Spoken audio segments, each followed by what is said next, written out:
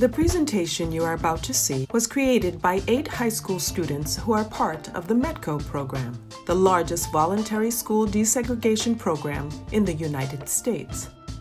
This group of young scholars live in Boston, but attend schools in nearby towns Lexington, Natick, Newton, Wayland, and Wellesley.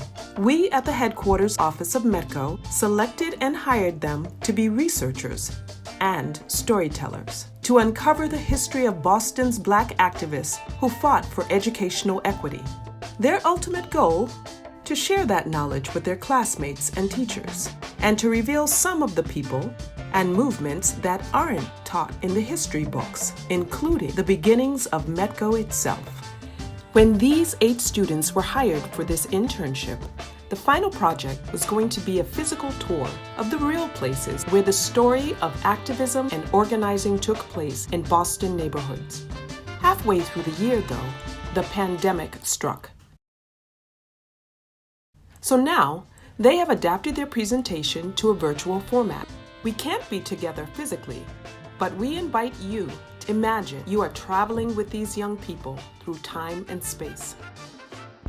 Welcome to the METCO B.E.A.T Educational Activism Tour. This tour will hopefully not only enlighten you, but teach you about educational activism that happened in Boston. During this 4-month research project, we have been studying the inequalities of the Boston school system and how METCO came to be. Though many of us have been in the METCO program for a substantial amount of time, along this journey of research, we have been able to learn a lot about the rich history of the METCO program. You will learn about the educational activism during the 1950s to present day, and all the major and minor people and events that have gotten us to where we are within the educational system. We realized that there was a lot that we did not know about the program, which is why we believe it's important to share it with you all today. Hope you enjoy the tour. Every student, no matter skin color or socioeconomic status, has a right to quality education. Unfortunately, we are now 54 years post the original establishment of METCO, and education inequality is still an ongoing problem in Boston and in many other cities as well. But if we want to dig in about why Boston public schools are so far behind suburban schools, we would have to talk about redlining in Boston. If you don't know what redlining is, it's basically banks that cut up Boston into colored zones, which indicate whether if they will do business with you based on the colored zone you live in. Green and blue zones were predominantly white neighborhoods, and red and yellow zones were predominantly black neighborhoods. So if you lived in a green or blue zone, banks would happily do business with you. But if you lived in a red or yellow zone, they wouldn't help you out. That being said, basically, banks saw black people as liabilities. Banks feared losing the money that they invested into black people. So therefore, if you were black, you would most likely not be able to pay back your loan. But at the same time, if you were black and you could pay back your loan, they still wouldn't have gave you a loan based on the color of your skin. Banks would push down the price of a house drastically just so a white couple could afford it. So at the end of the day, it was about the color of your skin, not if you could pay back your loan. This is the main reason why we still have segregated towns and schools. So how are people of color supposed to get a better education if we can't even live in the towns that have those resources? Redlining was not the only system to move wealth from black people to white people. After World War II, government programs like the GI Bill gave generous subsidies to white people who would move out of the cities to buy new homes in the suburbs. Their black counterparts would not be offered the same, as racism was built into these deals. The development of Route 128, America's technology highway, was part of this pattern too. So, the city of Boston and its suburbs have been linked for more than a century in a cycle of exploitation that many of its residents did not fully understand. Those in the city saw what came to be called white flight and watched as the tax base and services were drained from the places they called home. A nurse and community organizer named Ruth Batson described what was going on in Roxbury. Life is so hard for black people. Why do we get treated without respect? I thought it was supposed to be better with slavery being over, but that is not the case. Me and my family just wanted to move into a nice apartment where some white people used to live. When we arrived, our white neighbors said nothing but nasty slurs and cursed us, and within days they had packed up and moved, as if we were some sort of virus. We did not think much of it, But soon, the rent that was priced at $60 had gone up to $120 out of nowhere with no warning. We tried to contact the landlord, but he would not compromise. We have to go to the welfare offices to ask for more money so we could support ourselves. When we paid the rent in full, I'll never forget the way the landlord's eyes widened. He had started questioning us and asking, "How did you get the money?" Which goes to show he was just trying to get a reason to evict us. But we noticed nothing was getting done to improve the conditions of our building itself. The lawn was not mowed, holes and cracks started to erode the walls, and our water stopped being hot, which was a real red flag. We tried getting help with our issues to no avail. The only time the landlord came was to collect the money, and when he came this time, he said the rent was $140. It was either pay or get kicked out. Next thing you know, we were in a loop of asking the welfare offices for money, but at the same time, our rent would rise out of our reach. I would later go around to different neighborhood apartments, and there seemed to be a trend of black people not being able to pay the rent whilst they lived in a rundown apartment. The system the landlords have come up with to keep us down has gone on for long enough, and something needs to be done. For my fellow blacks cannot even sleep in peace because of the uncertainty of what the white landlord will try to pull tomorrow. I will take a stand if no one else will. During the early 1960s, the school committee failed to acknowledge the segregation that was going on in the BPS system. The amount spent per pupil in schools were different depending on where a child went to school and the color of their skin. A child could go to a school right next to a white school and they would have significantly fewer resources than the school next door. As you can see in the pictures with the white students, they have desks, chairs, and most likely school supplies. Black students lacked paper, desks, and pencils. One teacher at a school for black children reported that she had to recollect the pencils at the end of the day to be sure that she had some for the next day. In 1963, African American parents made demands to the Boston School Committee about their students' poor quality of education. With growing public awareness of school issues in the summer of 1963, legislation was proposed for a racial imbalance law to be set in place. Seizing on the momentum generated by the filing of the Racial Imbalance Bill by state legislator Royal Bowling, Boston's activists made their move to confront the city. Ruth Batson was now the chair of the Education Committee of the Boston branch of the NAACP alongside Thomas Atkins. On June 11th, they got on the agenda of the Boston School Committee.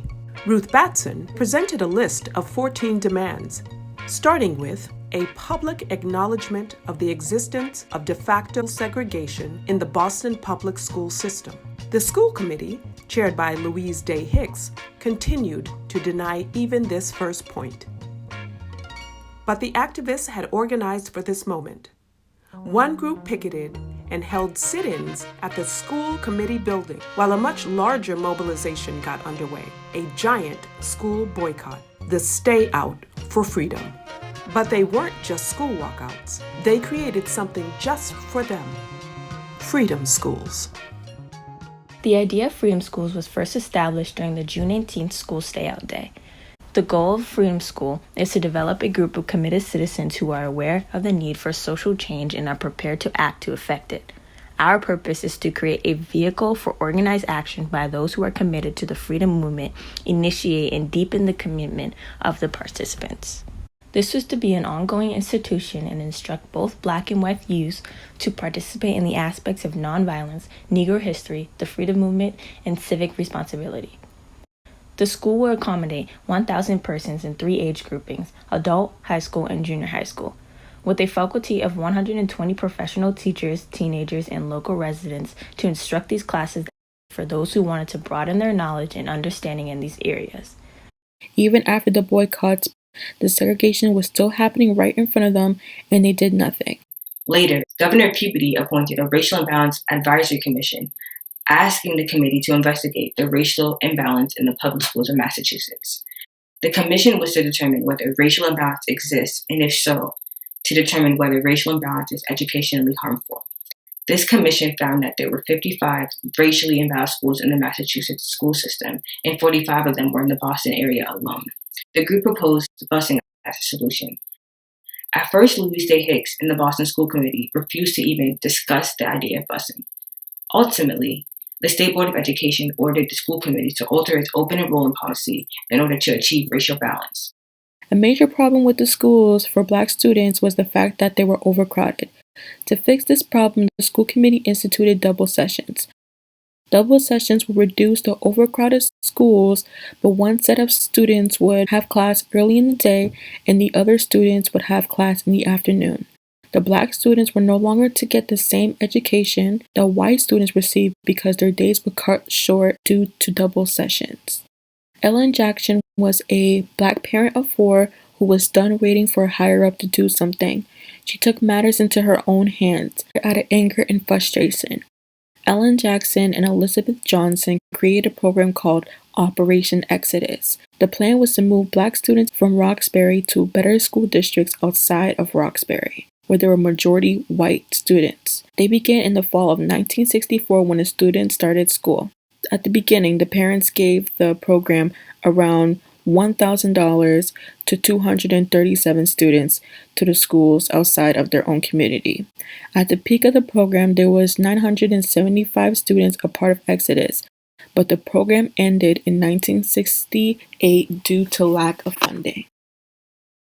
On December 19, 1964, the Boston branch of the NAACP wrote a letter to Mayor Collins about the disparities between Boston's predominantly white and African American/Black schools. They sent this letter in hopes that the mayor would be able to do something about the disparities. Mayor Collins had given the school committee ample time to decide what their course of action would be. However, they had come up short-handed in the time allotted.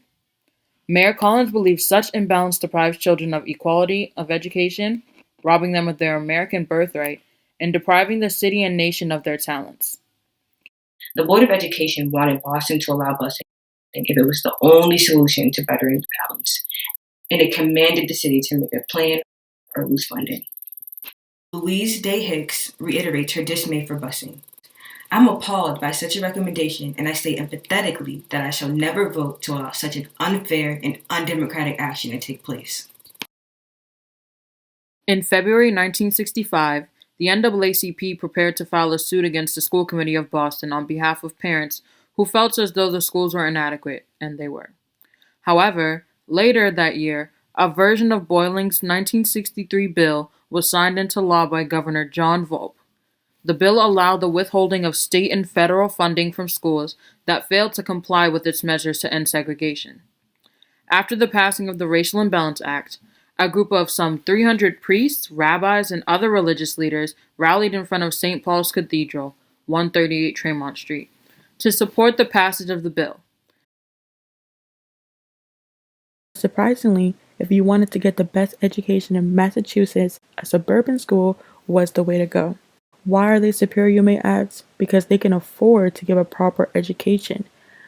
If schools get their funding from income taxes and property taxes, it's quite obvious that neighborhoods with higher taxes is most likely to have the better schools because they have the most money.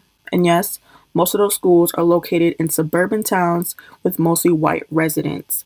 In Brookline, the amount spent per pupil in the 1960s was $544. The amount spent per pupil in Boston was $364. This $114 difference between urban and suburban schools is the reason why suburban schools are considered more superior than an urban school. White schools in suburban towns are newer with better educational opportunities, while kids of color are lacking basic supplies to read at the grade level they're in. City kids were statistically most likely to fall behind a grade level or 2 in reading once they reached the 6th grade. Urban and suburban rights groups got together to protest these conditions. The Massachusetts Federation of Fair Housing and Equal Rights was interested in this, and they sponsored a meeting for more than 12 suburban school districts to explore ways to create some type of program. This led to much more meetings, leading to the creation of METCO. The METCO program, established in 1966, was an attempt to bring equal educational opportunity to urban students and begin to racially integrate suburban schools. On September 6, 1966, 220 METCO students took their first bus ride to 28 schools in 7 suburban districts: Braintree, Lincoln, Arlington, Brookline, Lexington, Newton, and Wellesley, and with Joseph Killary as the first executive director. Killary wasn't executive director for long. Ruth Batson then became executive director from 1967 to 1970. METCO's budget was $100,000 in 1967, but in 1968 it went down to $500,000, which is a huge financial jump. Ever since then, METCO's budget kept growing and growing. In 1971, Ruth Batson got a letter saying that suburban schools are starting to push down the cost per pupil so METCO can afford to start bringing more kids because they have more money to work with. On June 21st, 1974, Garrity ruled that the Boston School Committee was purposely maintaining two separate school systems. Garrity ordered citywide busing for the upcoming school year. Students from Dorchester and South Boston were going to be bused to opposing neighborhoods to go to school. On September 9th, people who opposed busing marched to the federal building to get anti-busing legislation and to protest Senator Edward Kennedy's support of desegregation. For the white students entering Dorchester schools, it was easy and simple for them, but for the black students, it was anything but easy. In South Boston, the students were greeted by royal protesters and violence and had to be escorted in and out of school by police. Many South Boston parents didn't want their kids to attend school with black students. White students and parents boycotted the schools.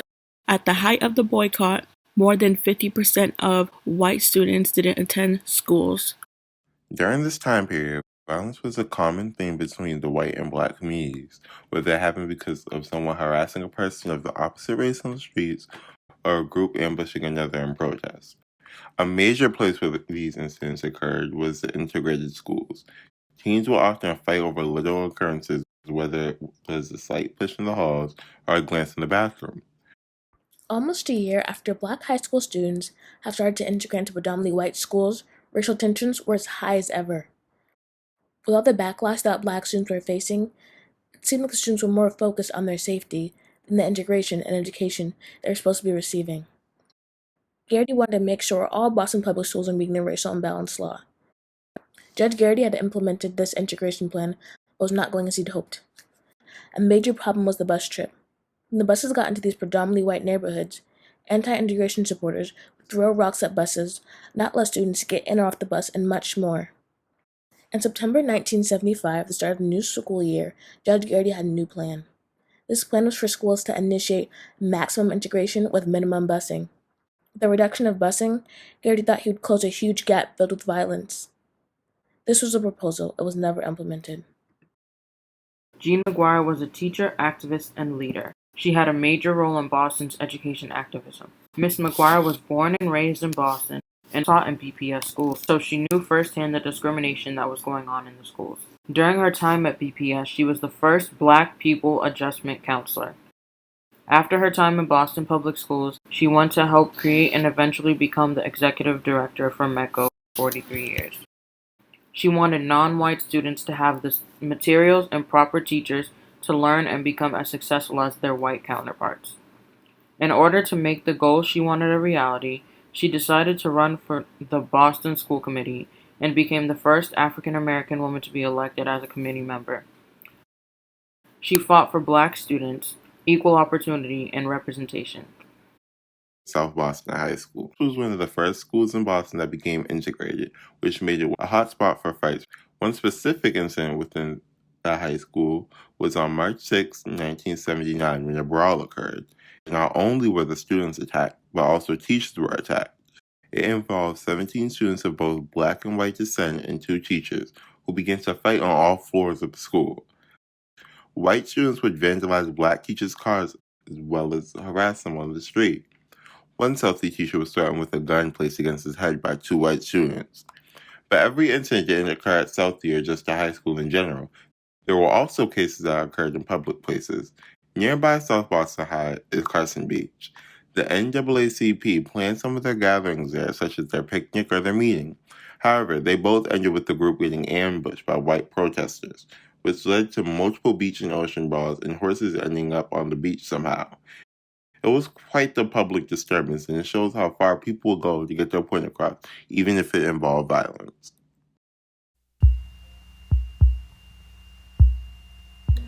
For 10 years, Boston's black children risked verbal and physical attack just for going to school. Once there, they seized the opportunities to learn and grow, with white groups like ROAR cementing a narrative of forced busing that has all but blocked out the memory of decades of activism by black Bostonians. Since then, the Boston Public Schools have changed in significant ways, but despite all this effort, schools are even more segregated now than they were in the 1950s, and METCO has endured. After Dr. Jean McGuire retired, Millie Arbaje Thomas took the helm as president and CEO in 2018. She has focused on modernizing the application process for families, engaging suburban communities to live up to METCO's potential, and telling the story of METCO and the struggle for racial equity in education. As of 2019, the METCO budget is $24.2 million. With that money, the program is able to put students into these schools, give all the district's buses. Students are able to attend events that help them be enriched in their cultures and others. But the money we get from the state isn't always enough to provide all the funds we need to keep running as a program. As of the 2019 school year, METCO now has 3,100 students participating in 33 suburban school districts. Many of these districts have up to 100 plus students, but others have less than 10. No matter how big or small the METCO student population is in a district, the students who participate are still making a huge difference in their communities, and both parties are getting experiences they might not have been able to receive otherwise. I have been in the METCO program since first grade. As I conclude my 12-year journey, I can definitely say that this experience has been a roller coaster, but nonetheless, I'm grateful for the quality resources granted to me and for the many people I have met along the way. Without leaders such as Jean McGuire and Ruth Batson, I wouldn't have been able to have access to the quality education that I have in Wayland. METCO is an exceptional program, but it only solves part of the problem. What about the thousands of other students who aren't in the program? How will the school system compensate these students for the lack of adequate resources? These are questions that we must all take time to ponder. METCO wasn't supposed to be the end goal, but we can't use it as a crutch to shy away from the real issue at hand. No matter where you live or the color of your skin, you should be able to access the same quality of education all throughout Massachusetts and the world. If we wanted to, we have the resources to provide a proper education for the kids of color in the city, but we choose to invest where we see most valuable. We put white kids as a priority and kids of color on the back burner. Inequity and segregation have prevailed for too long in Boston schools. I vow to continue to advocate for equity and equality in the school system. It is my responsibility to take what I have learned while being in METCO and become a beacon of light for my community. My brown skin is my strength and also my weakness. It's resistant and fair, not inferior but equal. I wasn't aware that our skin color mattered in education. Why is it that the money follows after another and not the other? Bigger classrooms and better materials seems put together a job well done, yet the other can't get access to a full curriculum. When our melanin kings and queens deemed for something more, Judge Garrity granted that success while Louise Day Hicks approached us with roar. Busing was said to be taking away their rights, forgetting that our rights were never taken into account. Black scholars who just wanted to attend school without the need of rocks being thrown as they pull into the school that's supposed to be welcoming, not presented as if it was their own, and we didn't belong. When did race matter in education? Parents didn't want their children here and wouldn't let us there. More diversity was needed within these walls. Why is that a better education couldn't be for all?